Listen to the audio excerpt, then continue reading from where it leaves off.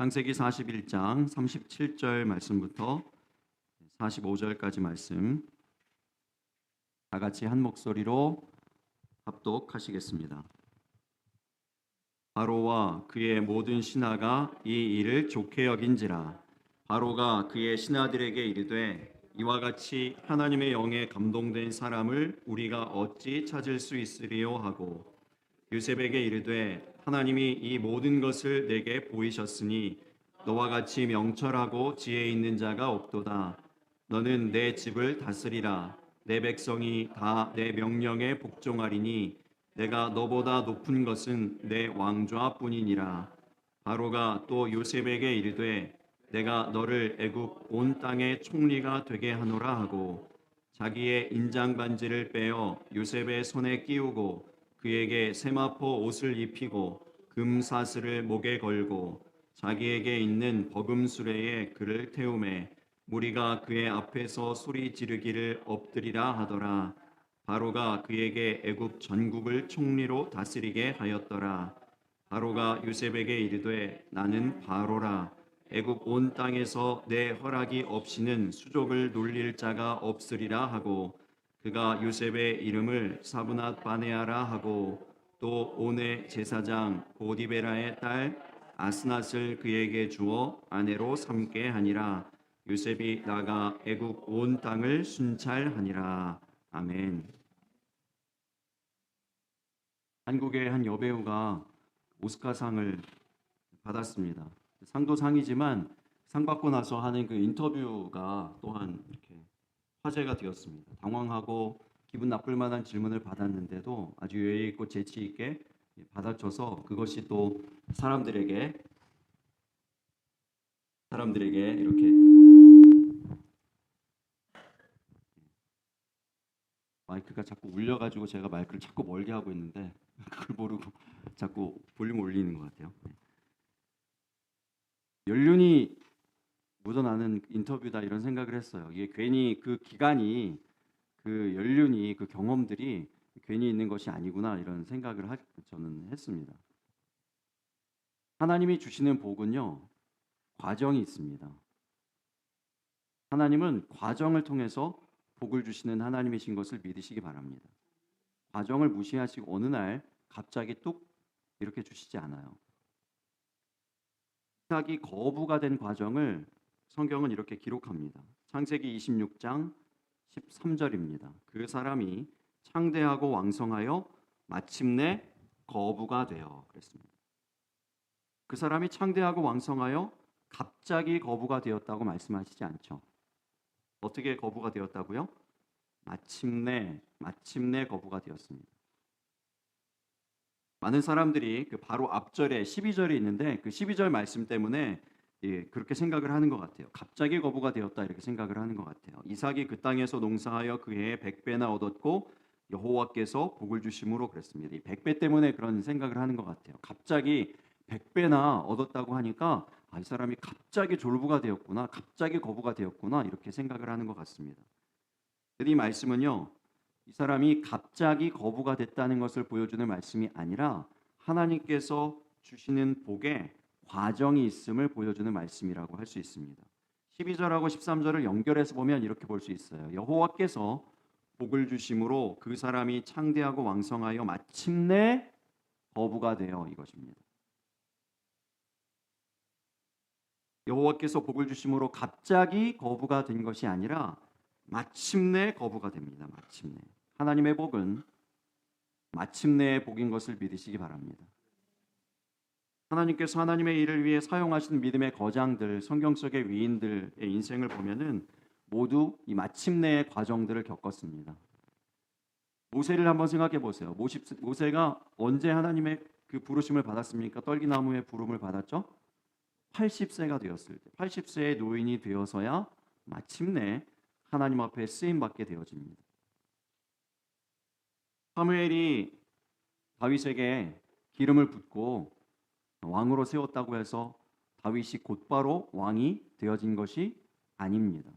온갖 고초를 다 겪고 도망을 다니고 죽을 위기를 몇 번이나 넘기고 그리고 나서도 왕이 되었는데 유다만의 왕이 되었어요.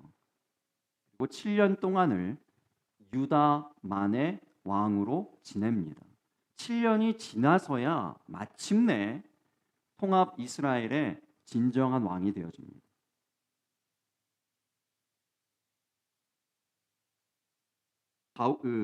사울이었던 바울이 다메섹으로 가던 길가에서 예수님을 만납니다. 사울아 사울아 내가 어찌하여 나를 박해하느냐.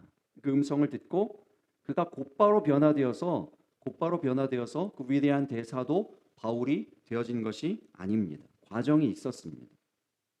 처음에 그 박해자가 전도자로 전향한 것을 믿지 않는 의심하는 많은 사람들 때문에 곧바로 전도자의 삶을 살지 못해요. 그는 시도했지만 부딪힘에 겪고 결국 자기의 고향 다소로 돌아갑니다. 성경의 기록에는 정확히 나와 있지 않지만 여러 성경학자들이 동의하는 것은 그가 다소라고 하는 자기 고향으로 돌아가서 10년 이상의 세월을 홀로 보냈다. 이렇게 봅니다. 여러분 한번 생각해 보세요. 그의 학력이나 그의 경력이나 그의 이력이나 그의 능력으로 보면 장래가 창창하던 청년이었습니다. 다소 출신이라고 했기 때문에 고향 사람들이 그를 향한 가지고 있는 그 기대는 어마어마한 것이었습니다. 그때 당시에. 그렇게 장래가 촉망받던 그 창창하던 청년이 빈손으로 고향으로 돌아옵니다.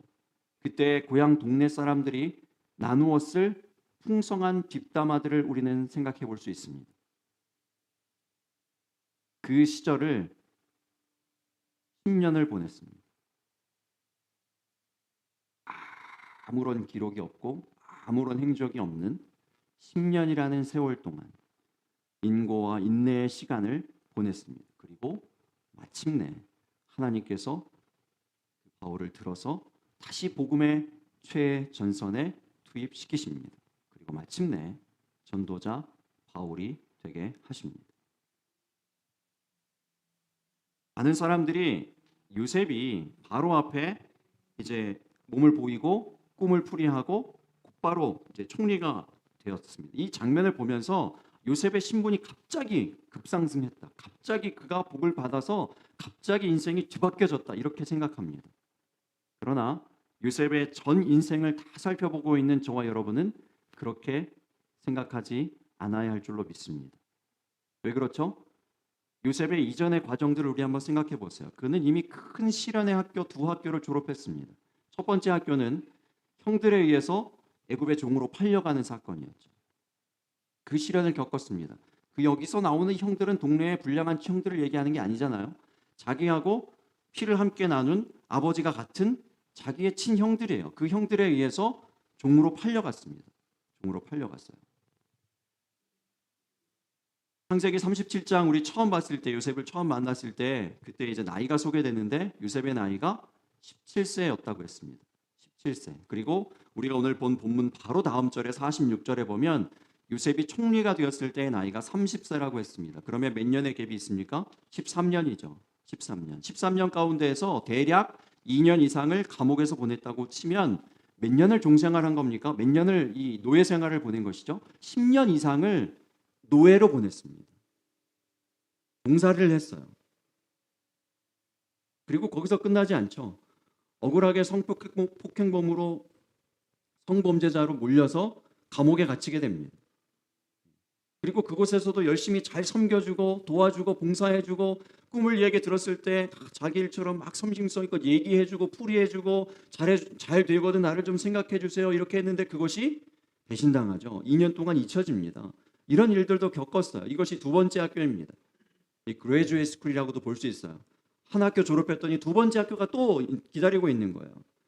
그런데 그 두 번째 학교를 졸업하고 나니까 어떤 일이 벌어졌다고요? 우리가 지난주에 보았죠. 이 사람의 이 요셉의 꿈의 해석이 업그레이드 됩니다. 업그레이드. 그 기간을 거치는 동안에 이게 뭔가 대안이 생기죠. 그냥 꿈만 해석해 주는 사람이 아니라 그 꿈이 이러한데 이제 이러한 대안을 가지고 있으면 이 꿈대로 망하는 것이 아니라 우리는 살 수 있습니다라는 대안을 그때 갖게 되어지는 거예요. 업그레이드 됩니다. 대안을 갖게 됩니다. 이 두 가지 학교를 그렇게 그가 졸업했습니다. 그리고 나서 준비된 총리로 자리에 오르게 됩니다. 마침내 꿈이 이루어지게 됩니다. 요셉이 총리로 세워지는 과정을 이렇게 묘사하고 있는 오늘 본문 내용이에요. 근데 오늘 본문의 내용을 보면 그 안에도 과정이 담겨져 있다 이런 생각이 듭니다. 여러분, 이 말씀을 우리가 함께 살펴보면서 우리가 하나님 앞에 복을 받는 과정, 또한 우리가 하나님 앞에 세워지고 쓰임받는 일꾼으로 성장해가는 과정들을 우리가 함께 생각해 볼 수 있게 되기를 바랍니다. 우리의 삶에, 우리의 믿음에, 여러분의 신앙생활에 그렇게 적용해 보실 수 있기를 바랍니다. 첫 번째 과정은 뭐냐면 좋게 여긴지라입니다. 좋게 여긴지라. 37절, 오늘 본문 첫 절인 37절을 다시 보겠습니다. 바로와 그의 모든 신하가 이 일을 좋게 여긴지라 그랬습니다. 요셉이 꿈을 해석하고 곧바로 총리에 오른 것이 아닙니다. 꿈을 해석해 주자마자 이러한 대안대로 하면 됩니다. 나라가 살 수 있습니다. 이렇게 얘기했더니 자, 이제부터 너는 총리다 이렇게 된 것이 아니고요. 그 중간에 과정이 있어요. 무슨 과정이죠? 이 과정이에요. 바로와 그의 모든 신하가 이 일을 좋게 여긴지라. 여러분, 이 과정이 중요한 이유는요, 바로라는 이 요셉이라는 사람은 공무원 시험 거치고 올라온 사람이 아니에요. 시의원, 국회의원, 장관 이렇게 거친 다음에 총리 후보자로 올라서 지금 청문회 자리에 있는 것이 아닙니다. 요셉에게 있는 경력이라고는, 이력이라고는 다 그에게 있는 레주메에 쓰여져 있는 것은 뭐죠? 보디말 가정의 가정 총무, 감옥의 감옥 총무, 두 줄 끝. 정치 경험이 전무해요. 정치적인 배경이 아무도 없어요. 그 신하들 가운데에는 그 총리 자리를 누리고 있는 쟁쟁한 사람들이 얼마나 많았겠습니까? 능력 있고 재력 있고 배경이 든든한 사람들이 얼마나 많았겠습니까?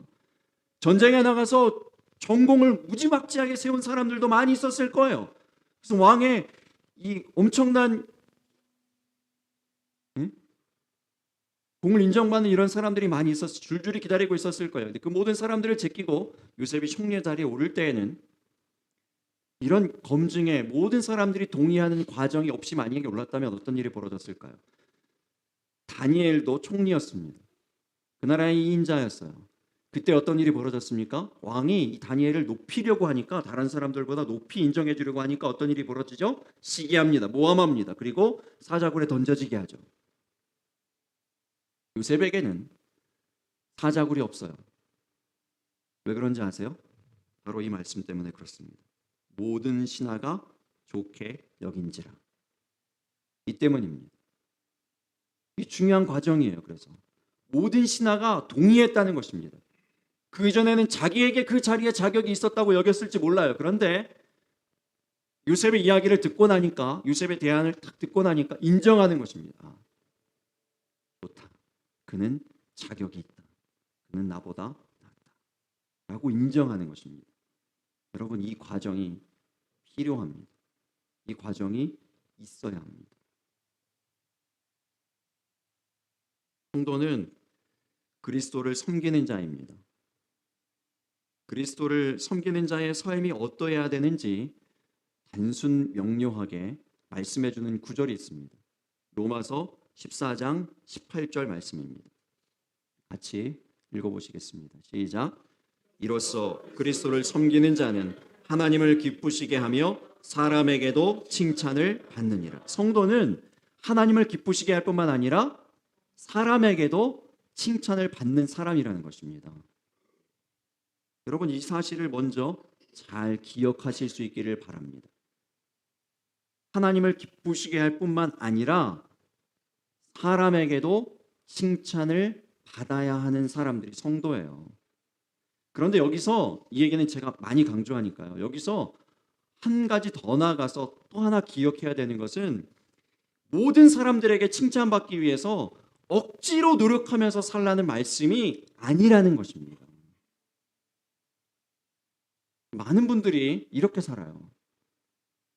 이 말씀대로 살려고 하는 것은 참 좋은데 억지로 이대로 하려고 하다 보니까 사람들을 비유 맞추려고 하고, 아닌데 이렇게 얼굴도 가식적으로 하고 인사도 가식적으로 말도 그렇게 하고, 이렇게 이 예의를 갖추면서 격식을 갖추면서 신앙생활하는 많은 사람들이 있습니다. 성경의 명령은 그렇지 않아요. 그것이 아니에요. 이로써 그랬잖아요. 이로써 18절이 이로써 시작하죠. 이로써라고 시작하죠. 이로써니까 앞에 뭐가 있다는 거죠. 이것을 가지고, 이 얘기예요. 이것을 가지고, 이것을 통하여 이렇게 하라는 것입니다. 이것을 통하여 그리스도를 섬기는 자는 하나님을 기쁘시게 할 뿐만 아니라 사람에게 칭찬을 받느니라 이렇게 얘기했습니다. 그러니까 앞절을 봐야 되겠죠? 앞에 뭐가 있는지 17절입니다. 17절 말씀 같이 읽겠습니다. 시작. 먹는 것과 마시는 것이 아니요 오직 성령 안에 있는 의와 평강과 희락이라. 그리고 나서 이로써 이렇게 되는 거예요. 이로써. 그러니까 무엇으로 하나님을 기쁘시게 할 뿐만 아니라 사람에게도 칭찬받을 수 있다는 얘기입니까? 오직 성령 안에 있는 의와 평강과 희락입니다. 오직 성령 안에 있는 의와 평강과 희락. 오직 성령 안에 있는 의와 평강과 희락. 이로써 그리스도를 섬기는 자는 하나님을 기쁘시게 할 뿐만 아니라 사람에게도 칭찬을 받느니라.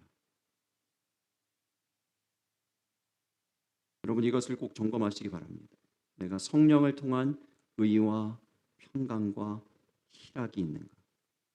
그것을 통하여서만 이 일이 일어난다는 것입니다. 내가 인위적으로 막 사람에게 칭찬받아야지 그렇게 살라는 것이 아니고요. 성령을 통하여서 의와 평강과 희락을 공급받아 그런 삶을 살라는 것입니다.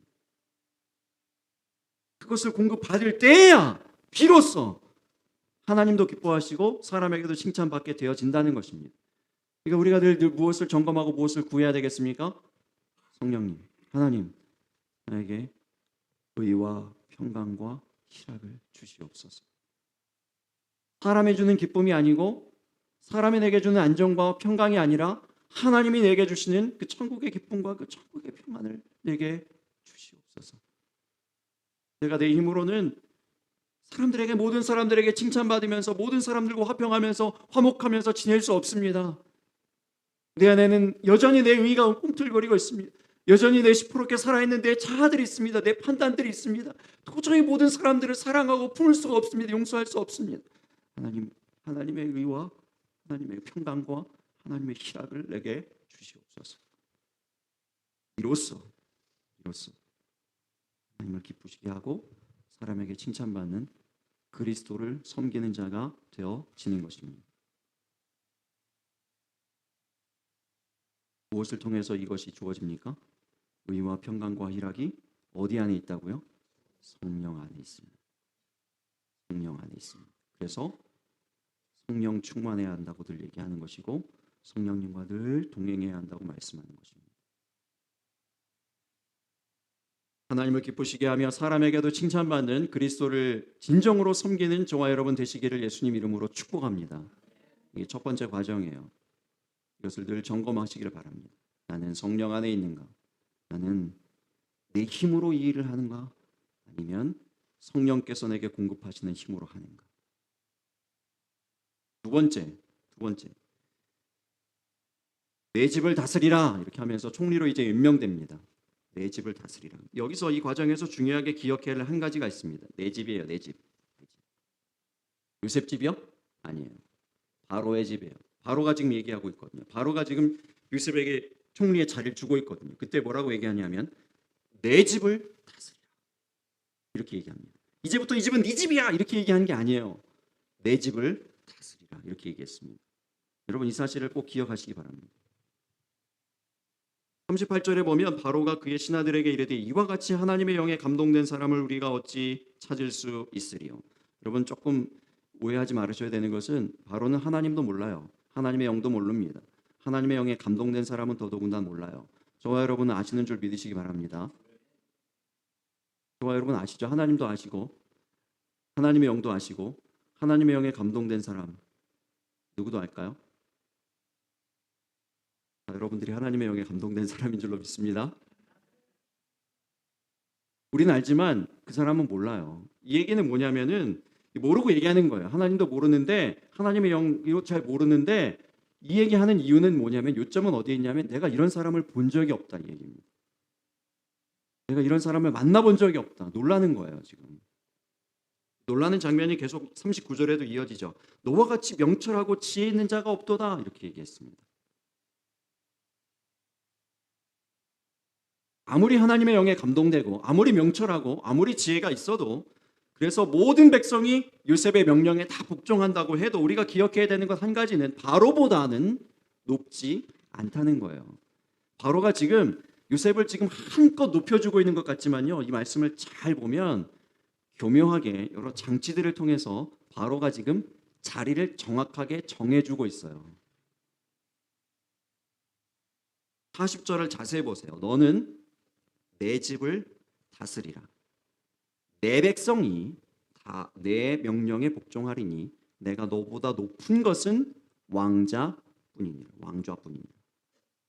요셉을 지금 높이는 것 같지만 지금 계속 얘기하는 것은 이 나라는 내 집이고 이 백성은 내 백성이고 왕자는 여전히 내 것이다, 이렇게 얘기하고 있어요. 얘기하고 있는 거예요. 요셉이 묶인 것을 벗고 인장 반지를 끼웠습니다. 누더기 옷 죄수복을 벗고 세마포 옷을 입었어요. 쇠사슬 묶여있던 쇠사슬이 다 풀리고 금사슬을 목에 걸었습니다. 신분이 완전히 바뀌어졌어요. 죄수에서 총리가 되었습니다. 여러분, 우리도 마찬가지예요. 죄인에서 의인 되어진 줄 믿으시기 바랍니다. 예수 그리스도의 옷, 세마포 옷, 의의 옷으로 우리가 바꿔 입었습니다. 그전에는 죄인의 옷을 입었어요. 겉으로는 아무리 새 옷, 명품 옷 입고 있다고 할지라도 영적인 눈으로 보면 예수 그리스도 만나기 전에는 다 누더기 옷이었던 거예요. 죄인의 옷, 죄수복 입고 있었던 거예요. 근데 그 옷을 벗고 이제 예수 그리스도로 말미암아 예수 그리스도를 영접한, 우리의 구주로 영접한 우리 모두는 이 의의 옷, 세마포 옷 입고 계신 줄 믿으시기 바랍니다. 신분이 바뀌었습니다. 죄인이었지만 이제 의인이 되었습니다. 택하신 족속이여 왕같은 제사장들이여 거룩한 나라여 그의 소유된 백성이 되어졌음을 믿으시기 바랍니다. 기쁘고 감사한 일이에요. 참 고마운 일이죠. 그러나 여기서 우리가 반드시 기억해야 되는 것, 왕같은 제사장이 되었다고 해서 왕은 아니라는 얘기입니다. 그 자리까지 넘보아서는 안 된다는 거예요. 성경을 여러분 잘 보세요. 성경의 이야기들이 다 어떤 얘기를 하고 있습니까? 하나님께서 그 사람들의 인생들을 다 바꾸어 주시고 복을 주시고 잘되게 하시고, 힘들어서 하나님 힘들어요 도와주세요 그러면 다 도와주시고 구해주시고 나라 전쟁에서 이기게 하시고 잘 살게 해주시고 다 그랬는데 결국은 이 사람들이 뭐 하냐면 하나님의 자리까지 넘보는 거예요. 하나님 이제 잘 살게 해주셨으니까 이제 하나님 필요 없습니다. 우리끼리 알아서 잘 살아보겠습니다. 자기들이 다 그 왕의 자리에 올라가는 거예요. 그러니까 그러면 어떻게 됩니까? 하나님이 또 야 이놈들아 너 옛날을 기억 못하고 이렇게 하면 어떡하니? 그러면서 또 고난을 막 당하게 하시는 거예요. 전쟁에서 막 지게 하시는 거예요. 막 질병 당하게 하시고 막 이렇게 하시는 거예요. 그러면 이 사람들이 또 깨닫고 하나님 우리가 잘못했습니다. 하나님 용서해 주세요. 그럼 하나님 앞에 우리가 왕이 온전히 왕은 우리 하나님밖에 없습니다. 돌이키면 하나님 또 불쌍하셔가지고 또 용서해 주시고, 이 일이 계속 반복되는 게 이 성경의 이야기잖아요. 이 일이 지금 우리에게도 똑같이 일어날 수 있습니다. 왕의 자리는 절대 넘보면 안 돼요.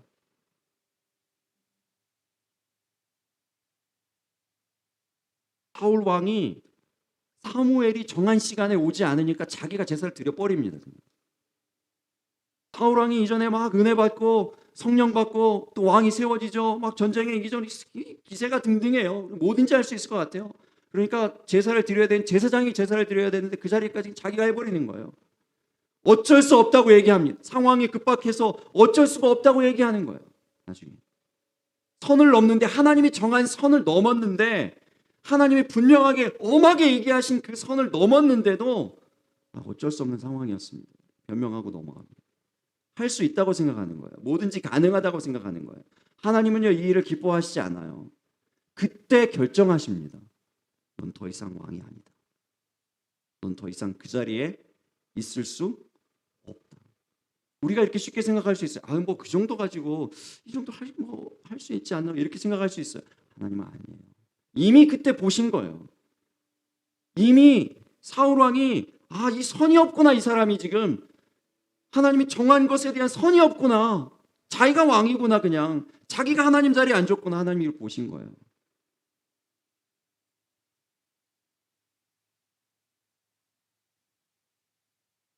하나님이 정한 것을 아무렇지도 않게 상황이 어쩔 수 없으니 어기는 것을 하나님께서 절대로 기뻐하시지 않습니다.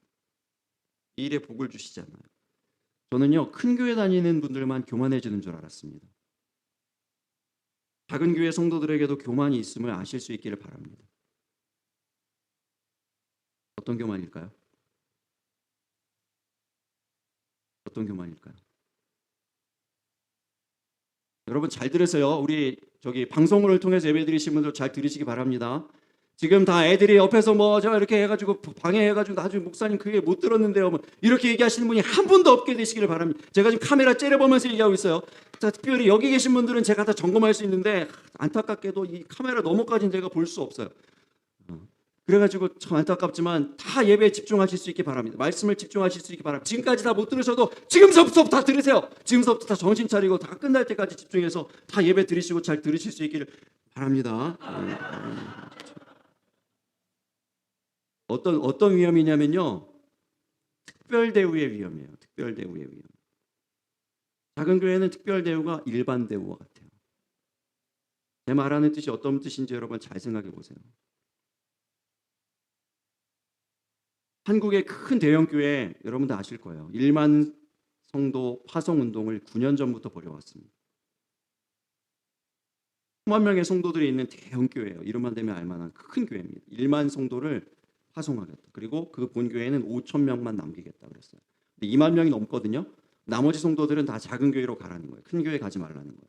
작은 교회로 다 흩어버리고 5천 명이 만약에 넘으면 담임 목사님이 나 사임하겠다 그랬습니다. 엄포를 놓은 거죠. 나는 5천 명에서 한 명이라도 우리 성도가 넘으면 나는 사임하겠습니다. 그러니까 완전 위협하는, 협박하는 거예요. 이 성도님들이 다 이 목사님 사랑하니까 목사님 사임하게 만들고 싶지도 않고, 그래서 어쩔 수 없이 다 흩어져야 되는 거예요. 그래서 올해 29개 교회로 분립해서 개척합니다. 절반의 목회자는 내부에서 선발하고 절반의 목회자는 외부에서 이렇게 선발했어요. 저희 아내 베스트 프렌드가 한국에 그 교회를 다녀요. 그래가지고 얼마나 간청을 해서 저보고 오라고 그 신청하라고 뭐라 그러는지 안 됩니다. 이 교회를 저는 떠날 수 없습니다. 이렇게 이제 막았는데요. 신청해도 뭐 됐을까 몰라요. 굉장히 쟁쟁한 분들이 신청을 했겠죠. 근데 아무튼 29개 교회로 분립해서 개척을 했어요. 개척을 하는 게 아니라 이제 개척을 해서 나간다고 합니다. 작은 교회로 가라고 그래요. 남은 성도들도 작은 교회로 다 흩어지라고 얘기합니다. 여러분, 이야기를 작은 교회가 듣고 어떻게 해석하고 어떻게 적용해야 될까요? 이런 사건을 듣는, 이런 뉴스를 듣는 작은 교회 성도들, 작은 교회 입장에서는 어떻게 이 사건을 해석하고 적용할 수 있을까요? 작은 교회가 답이구나. 작은 교회가 맞는 것이구나. 그렇습니까? 그렇습니까? 그렇게 생각이 드시죠? 제가 이런 식의 질문을 여러 번 드려가지고 아무도 대답을 안 하시는군요. 답은 뭐라고요? 제가 이 질문과 대답에 조금 업그레이드를 시켜야 되겠다는 생각을 했어요. 그러니까 이제 이게 틀렸다는 얘기가 아니고요. 이게 오해의 소지가 있구나, 그런 생각을 했어요. 어느 순간부터. 어느 이단 교회에서도 이걸 굉장히 강조한대요. 그래서 제가 깜짝 놀랐어요. 근데 얘기하는 바가 전혀 틀려요. 모든 질문의 답은, 모든 문제의 답은 예수 그리스도입니다라고 똑같이 얘기한다는 거예요. 그 이단 교회에서. 깜짝 놀랐어요. 저도 거기까지만 얘기했잖아요. 제가 왜 그렇게 강조하는지, 왜 우리가 그것이 중요하다고 여겨야 되는지에 대한 이야기를 더 깊이 해야 되겠다는 생각을 했어요. 그 질문은. 이 질문에 대한 대답. 예수 그리스도가 모든 대안입니다. 모든 질문의 대답입니다. 모든 문제의 대답인 줄 여러분 믿으시기 바랍니다. 이 진리는 바뀌지 않아요. 그런데 사건이 빵 터지잖아요. 그 이단 교회에서는 예수 그리스도를 붙들면 그 문제가 해결됩니다. 이렇게 얘기할 때는요, 그 문제의 근원이 사단에게 있다는 거예요. 사단을 누가 이길 수 있습니까? 예수 그리스도가 이길 수 있잖아요. 사단을 이길 수 있는 예수 그리스도를 붙들면 문제가 없습니다. 이런 의미에서 예수 그리스도를 붙들라고 얘기한다는 거예요. 여러분, 제가 말씀드린 바는 그 얘기가 아니에요. 문제가 빵 터지면, 사건이 빵 터지면 제가 계속 누누이 뭐라고 말씀드렸습니까? 우연이 있습니까? 없습니까? 우연이 없어요. 하나님께서 우리에게 뭔가 말씀하실 때 사람을 통해서도 말씀하시고 목회자를 통해서도 말씀하시고 말씀을 통해서도 말씀하시고 또 뭘 통해서도 말씀하십니까? 상황이나 사건을 통해서도 하나님의 음성을 우리에게 들려주시는 하나님이신 것을 믿으시기 바랍니다. 또 사건이 빵 터졌을 때 그 문제가 누구에게 있다는 겁니까? 내게 있다는 거예요. 하나님은 나를 주목하십니다. 내 삶을 다스리시려고, 내 삶을 고치시려고 그것도 문제를 돌부리에라도 걸려 넘어지게 하시는 거예요. 그럼 그때 생각해야 되죠. 그때 내게 하나님께서 뭐라고 말씀하시는 걸까? 사단이 아니고요. 사단이 아니고 내 문제를 다루시려고 하나님, 사단도 하나님이 허락하셔야 움직이시는 거예요.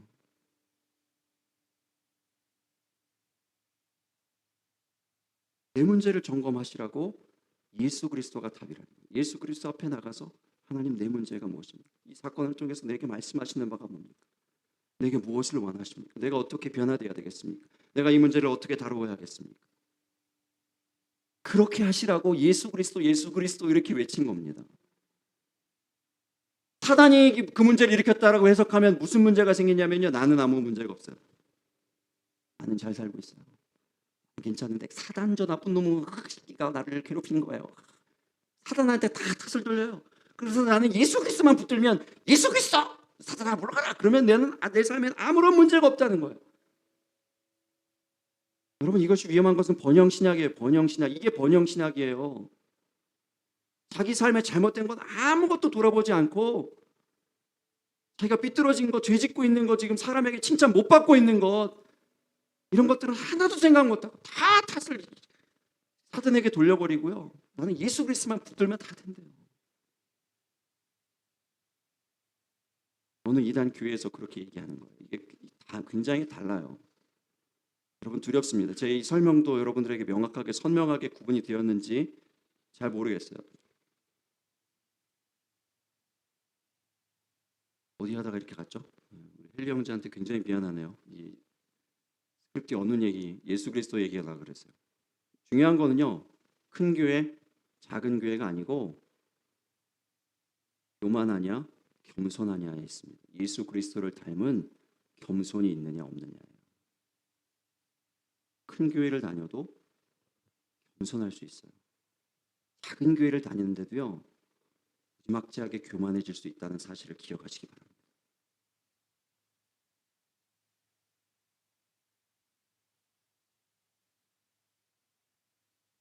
한국에서 책이 하나 배달되어 왔어요. 그 책의 저자인 아까 그 대형교회 목사님의 사인이 있습니다. 신방을 오셨는데 책에다가 신방 오신 기념으로 그 본인이 직접 쓰신 책에 이제 사인을 해가지고 사인을 받은 거예요. 친구가. 그래서 그거를 이제 미국으로 보내왔습니다. 그 의미는 뭐냐면 이건 귀한 거야. 이게 어떤 건 줄 알아? 이런 거죠. 사인 하나만 받아도요, 이 굉장한 일인 거예요. 사인 하나에 사람들이 다 막 벌벌 떨고요, 겸손해져요. 사람들이 거기에 겸손해져요. 이 작은 교회는요, 사인을 원하는 사람이 회계인 이건희 집사밖에 없어요. 이건희 형제밖에 없어요. 왜냐하면 체크에 사인을 해야 되거든요. 제가 사인을 해야 되거든요.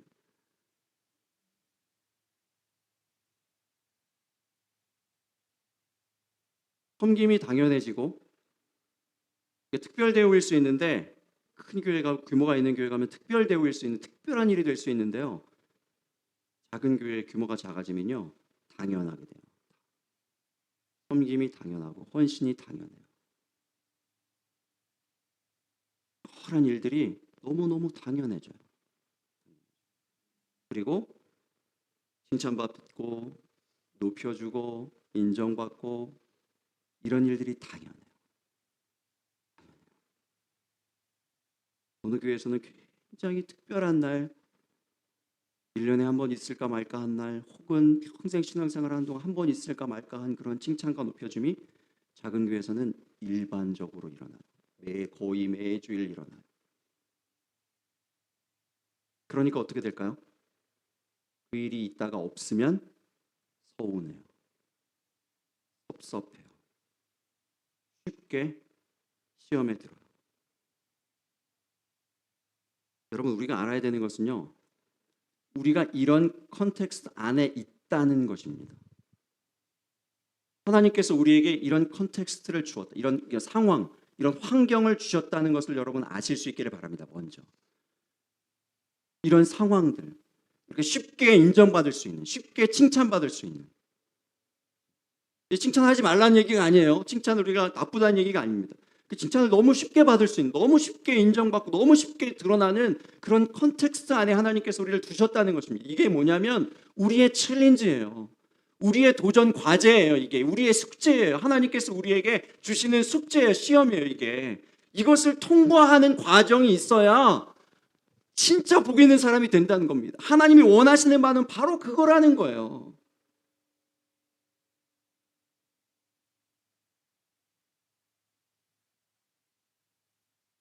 여러분, 사탕과 사과 여러분 제가 말씀드렸죠 전에. 사탕은요 달콤하죠 먹으면. 근데 권사님 어떻습니까? 사탕 몸에 좋습니까? 나쁩니까? 나쁘요. 입에는 달고 달콤하지만 몸에 좋지 않아요. 독이에요, 독이에요. 오늘 어린이 주일인데 어린이 여러분, 사탕은 독입니다. 네, 독이에요. 사탕은 독이에요. 근데 입에는 어때요? 달아요. 달콤해요. 달콤하니까 자꾸 사탕을 원하는 거예요. 근데 이 사탕에 익숙해지면 사탕 먹고 나서 사과 먹어보세요. 이게 무슨 맛이 이게 맥맛이에요, 맥맛이에요. 맛이 안 나요. 그러니까 안 먹게 돼요. 그런데 우리의 영양을 위해서는, 우리의 몸을 위해서는 뭘 먹어야 됩니까? 사탕은 먹지 않고 사과를 먹고 과일을 먹고 좀 덜 달지만 어떤 과일들은 저도 못 먹는 과일도 있어요. 너무 셔가지고 그런 못 먹는 과일이 너무 시고 맛이 없더라도 먹어야 되는 것이죠. 먹어야 되는 거예요. 너무 사탕에 익숙해지면 안 된다는 거예요. 사탕 막 주다가 사탕 안 주면 어린아이들이 뭐라고 막 울고 떼쓰고 안 먹어 밥도 안 먹고 아무것도 안 먹고. 우리 신앙이 그렇게 될 수 있다는 겁니다. 이런 위험에 빠질 수 있다는 거예요. 이게 우리의 컨텍스트예요. 여러분 이걸 아시라는 겁니다. 이걸. 작은 교회의 교만의 위험성은 바로 이거라는 거예요. 그걸 아시라고요. 그걸 아시라고. 여러분 이걸 제가 왜 이렇게 강조해서 시간을 들여서 말씀드리는지 아세요? 저는 보았기 때문에 그래요. 저는 경험했기 때문에 그래요. 좀 이 일이 그렇게 위험한지 몰랐어요. 이 사탕 먹고 자라는 게 이렇게 위험한지 몰랐어요. 그런데 시간이 지나니까 사람들은 점점 많아지는데, 조금 생기는데, 교회가 시간이 지나면서 점점 부흥하고 영향력이 생기고 그러는데, 제가 말씀드렸죠. 치가 아파요. 죽을 것 같아요. 그리고 나서는 언젠간 좋아지겠지, 언젠간 좋아지겠지. 그게 아니에요. 싸우고 흩어지고 갈등하고 분열하고, 안 크는 것보다 못해요. 성장 안 하는 것만 못해요. 그런 식이면 안 하는 게 더 좋겠어요. 성장 안 하는 게. 이게 악순환이에요. 이게 사탕 발림 서로 이렇게 싹 해가지고 잘 비유 맞춰주고서 이것도 괜찮고요. 저것도 아유 잘합니다. 아유 그래 싹 이렇게 해줬어요. 다들 자아에 그냥 풍성하게 양식들을, 그냥 보양식들을 자아만 살찌우게 먹으셔가지고요.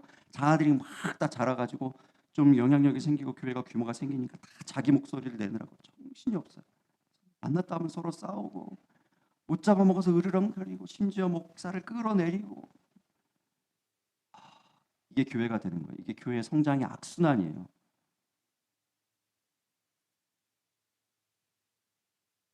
여러분 꼭 아셨으면 좋겠습니다. 정말입니다. 이런 분들은요, 교회가 어느 정도 크는 것도 원치 않아요. 조금 정도 어느 정도 크잖아요. 그러면 이제 멈췄으면 좋겠대요. 제가 직접 들은 얘기예요. 멈췄으면 좋겠대요. 왜 그럴까요? 왜 교회가 크는 걸 원치 않을까요? 관심이 분산되거든요. 혼자 받을 수 있는 관심이 분산돼요. 혼자 인정받을 수 있는데, 내가 조그만 교회에서는 조그만 이래도 사람들이 막 인정해주고 칭찬하고 막 그렇게 해주잖아요. 근데 사람이 많아지면요, 예전처럼 똑같이 이래도 티가 안 나요. 인정이 없어요. 서운해져요. 섭섭해져요. 사탕에 익숙해졌어요.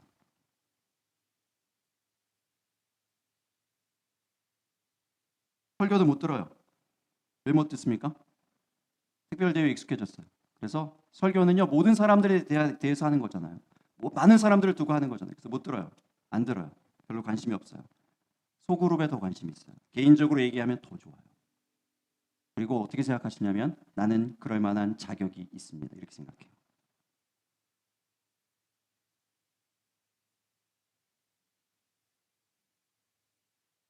하나님 저희한테만 잘해주시면 됩니다. 저한테만 집중해 주시면 됩니다. 그러면 나머지 성도들은 제가, 나머지 교회 일들은 제가 다 알아서 하겠습니다. 위험합니다. 수레를 잘못 탔어요.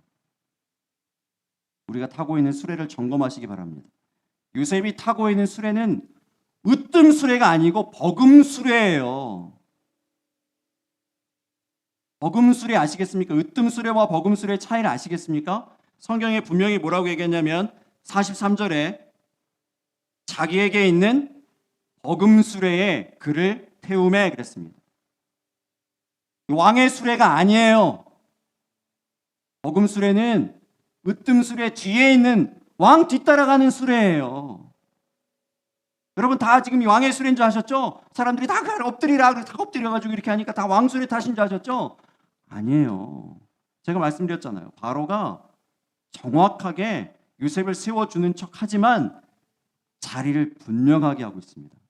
너는 내 아래야. 그건 우리 분명히 하자. 그렇게 얘기하고 있는 거예요.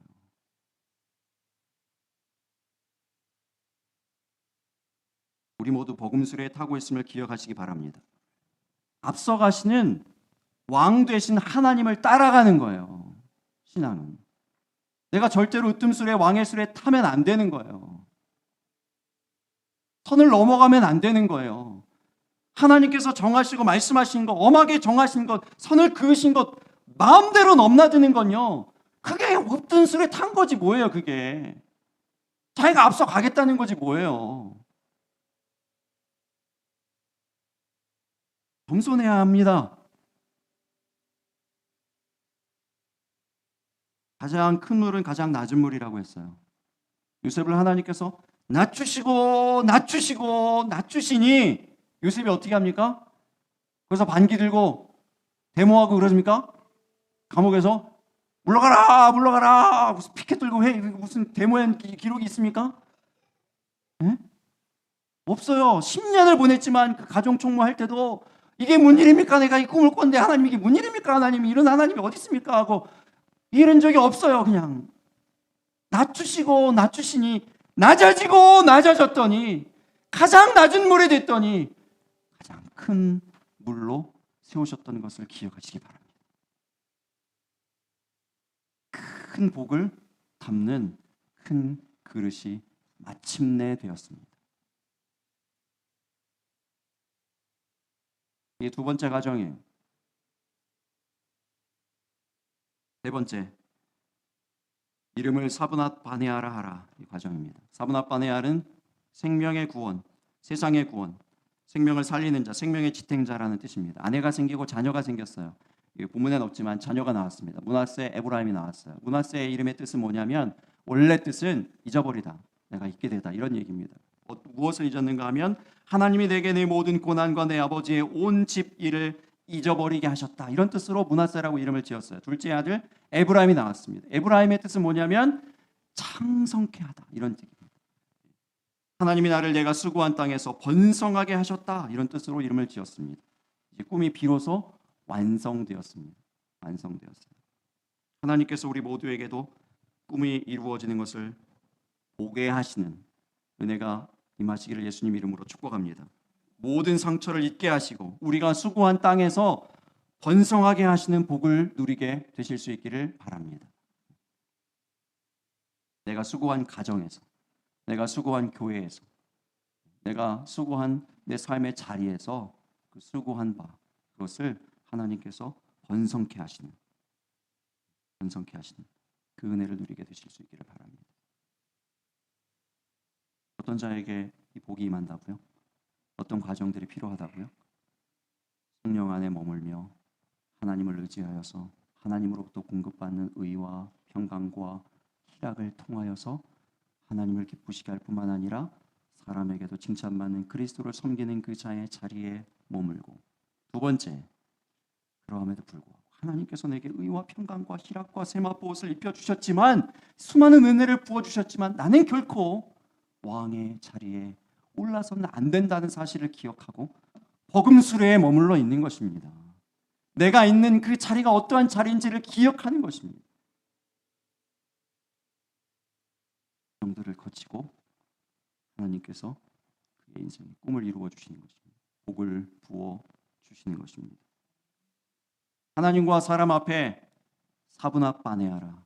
생명의 구원자, 내가 생명을 구원하기 위해서 쓰임받는 자다라고 마침내 이렇게 불려지며, 또한 우리의 입술에서는 므낫세, 에브라임이라고 고백되어지는, 하나님께서 내 이전의 모든 상처들을 다 잊게 하셨습니다. 하나님께서 내 모든 수고한 것을 기억하시고, 하나님이 기억하시고, 사람들은 다 몰라도, 아무도 몰라도 하나님은 그 모든 수고한 것을 기억하시고, 하나님만이 기억하시고 번성하게 해주셨습니다 라고 고백하는 저와 여러분 되시기를 예수님 이름으로 축복합니다. 함께 기도하겠습니다.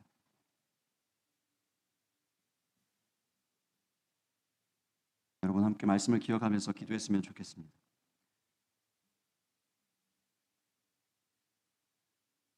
두 가지 가정을 분명히 기억합시다. 성령을 통하여서 공급받는 그 능력, 우리 안에 의와 진정한 하나님 부어주시는 평강과 희락이 있는지를 늘 점검해 보실 수 있기를 바랍니다. 또 두 번째 가정, 내가 너무나 높아져 있지는 않은지, 내가 그 멸망의 자리, 패망의 선봉이라는 그 자리, 교만의 자리에, 하나님의 그 으뜸수레의 자리에 있지는 않은지 여러분 정말로 돌이켜 보실 수 있기를 바랍니다. 여러분 말씀을 우리에게 주시는 거예요. 사단 들으라고 여러분이 예배에 말씀하시지 않아요. 사단에게 탓하지 마세요. 제발 우리를 돌아봅시다. 하나님께서는 지금 저에게도 말씀하고 계시고요, 우리 모두 여러분 한 사람 한 사람들에게 다 말씀하고 계신 줄 믿으시기 바랍니다. 그렇게 적용하실 수 있기를 바랍니다. 나는 아니에요 라고 하시는 분이 한 분도 없게 되시기를 바랍니다. 나는 잘하고 있어요, 아니라니까요. 지난 시간에 말씀 기억해 보세요. 회개할 것이 없다고요? 내가 지금 어둡습니다 라고 얘기하고 있는 거하고 똑같은 거예요. 빛이 임하면 다 보여요. 구석구석 다 보여요. 부끄러워서 얼굴을 들 수가 없어요. 우리는 신이 될 수 없어요. 그 이단이 이단 되는 건요, 신이 될 수 있다고 얘기한대요. 정말 잘못됐어요. 비슷한 것 같지만 끝이 잘못됐어요. 그래서 이단이에요. 여러분 분별하실 수 있기를 바랍니다. 분별하실 수 있기를 바랍니다. 여러분을 점검하세요. 우리를 돌아보세요. 우리의 구석구석을 비추어 주시는 그 빛을 구하시기 바랍니다. 의의 빛을 구하세요. 그 의의 빛을 구하시고 평강을 구하시고 하나님의 희락을 구하실 수 있기를 바랍니다. 그 힘으로 감당하는 것입니다. 그 힘으로 사람에게 칭찬받을 수 있는 것입니다. 하나님을 기쁘시게 해드릴 수 있는 것입니다. 우리 하나님 앞에 그렇게 기도했으면 좋겠습니다. 하나님 우리에게 그 능력을 주시옵소서. 그 은혜를 부어주시옵소서. 성령을 통하여서 우리를 늘 점검하게 하여 주시고 하나님의 것을 늘 구하게 하여 주시옵소서. 또한 내가 높아지려 할 때, 내 자아가 살찌려 할 때에 나를 낮추게 하여 주옵소서. 나를 죽이게 하여 주시옵소서. 오직 하나님께만 영광 돌리는 믿음 되게 하여 주시옵소서. 겸손케 하여 주시옵소서 하고 우리 함께 부르짖어 기도하겠습니다. 아버지 하나님, 주께서 하나님 아버지 오늘 우리에게 하나님 아버지여 이 말씀을 통하여서 하나님 아버지여 복이 우리 가운데 임하고 하나님 아버지 하나님의 영광이 진정으로 임하고 하나님께서 일하시는 하나님 아버지 과정들을 보게 하시고 깨닫게 하여 주시었습니다. 아버지 하나님, 주께서 하나님 아버지여 우리에게 하나님 아버지 말씀을 통한 깨달음과 하나님 은혜를 부어주시기를 원합니다. 아버지 하나님이여, 참으로 하나님 우리가 하나님 아버지 앞에 하나님 아버지를 나아가 하나님 아버지여 이 하나님께서 부어주신 하나님께서 공급하여 주시는 것이 하나님 아버지 우리 가운데 있는지 하나님 아버지여 먼저 점검하게 하여 주시고 돌아보게 하여 주시옵소서. 아버지 하나님이여 또한 간구하며 기도하오니 아버지 하나님이여 참으로 내가 너무나 높아져 있으며 하나님 아버지여 교만하여 있어서 하나님 아버지여 그 왕의 자리에까지 하나님 아버지 뜸수의 자리에까지 하나님 아버지여 나아가 있지는 않은지 하나님 우리를 돌아보게 하시고 깨닫게 하시고 하나님 아버지 앞에 하나님 아버지 엎드려 복종하며 순종하며 하나님 아버지 왕 되신 우리 하나님만을 하나님 아버지여 순종하여 따라가며 섬길 수 있는 하나님 우리가 되어질 수 있도록 아버지 하나님 인도하시고 함께하여 주시옵소서. 하나님 아버지여 우리 하나님 아버지여 우리 하나님께서 하나님 아버지 우리 각자에게 역사하시고 임재하여 주시옵소서. 빛을 날아가여 주시옵소서. 하나님 아버지 우리 한 사람도 하나님 아버지여 참으로 하나님 아버지여 나는 아닙니다라고 하나님 아버지 고백하는 사람이 없게 하시고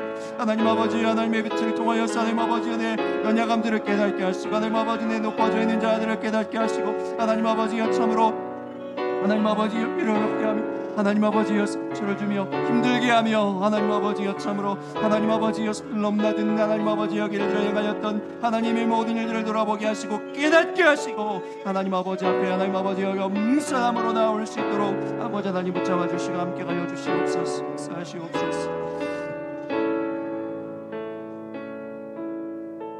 하나님께서 사분하 반해하라고 인정하시고 그의 이름을 정하시고 불러주실 때에는 그 이전에 과정이 있었음을, 통리로 어느 한 날 하루아침에 세워진 것이 아니라 이러한 철저히 하나님의 손에 붙들림 바 되어져서 쓰임받고 낮아지는 과정이 있었음을 우리로 하여금 분명히 알게 하여 주시옵소서. 낮아지고 낮아졌더니 하나님께서 낮추시고 낮추실 때 낮아지고 겸손하여 졌더니 그 어떤 자리라도 순종하고 복종하였더니 하나님께서 그를 높이 들어 사용하시는 것을 봅니다.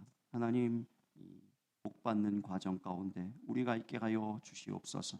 하나님께서 사람을 들어 사용하시고 세워가시고 성장시키시는 이 과정 가운데 우리의 삶이 있게 하시고 우리의 교회가 있게 하여 주시옵소서. 하나님, 참으로 안타까운 것은 이 땅에 있는 수많은 교회들이 자아의 문제로 인하여서 하나님 아버지여 서로 성장은 하였으나 규모는 커졌으나 그 안에 수많은 갈등이 있고 아픔이 있고 상처가 있어서 다시는 교회에 발을 디디지 않겠노라고 하는 수많은 아픔을 가진 많은 사람들이 교회 절대로 나오지 않겠노라고 이야기하는 수많은 사람들을 만드는 이 아픔들이 있습니다. 하나님, 우리 교회를 성장시켜 주시되 아픔이 없고 아픔을 주지 아니하고 이 세상에 진정한 구원과 생명을 전하여 주는 그런 교회로 성장하여 갈 수 있도록 은혜를 더하여 주시옵소서. 하나님, 그러하기 위하여서 하나님 이 과정이 필요한 것을 분명히 우리로 하여금 알게 하시고 하나님이 부어주시는 그 능력, 의와 평강과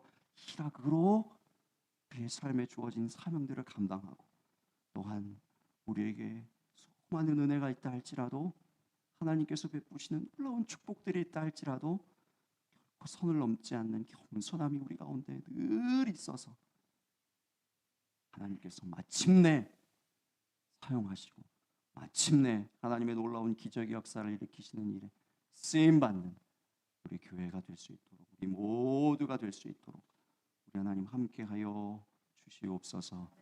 감사하며 사랑 많으신 예수님 존귀하신 이름으로 기도합니다. 아멘. 자리에서 일어나셔서 찬송가 370장